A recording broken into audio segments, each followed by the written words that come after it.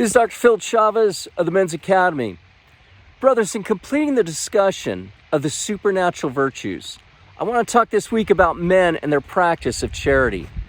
Now, charity is that supernatural virtue by which a person loves God above all things for God's own sake and loves others also for God's sake.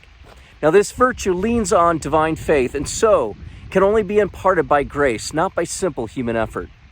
Now, St. Paul says in 1 Corinthians that the greatest of the virtues is charity. So we need to make this a priority. Now, there are various aspects as to the nature of charity, but at the outset, it's good to recall that the word is often interchanged with love. Love is to will the good to someone and includes pleasing someone through something shared or something done. Among the two kinds of love, there's a self-interested love, which is loving another for one's own sake, finding another useful or pleasant. And better, there is selfless love, love of another for that person's sake, for another's own good. Now that is called the love of friendship. When love is to please the other, it is benevolence.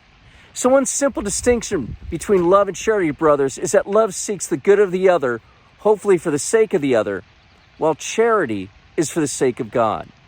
And when any action is done ultimately for love of God, I think we can always call that charity. Now, all true deeds, brothers, of a Christian should flow in some way for the sake of God, for motive of Him.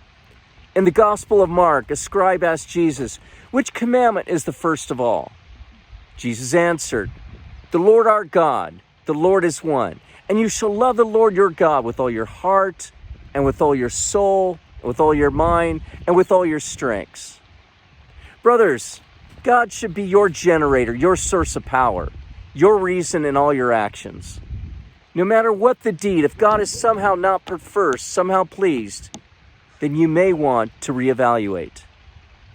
Keep charity your great motivation, and you will be a blessing to many.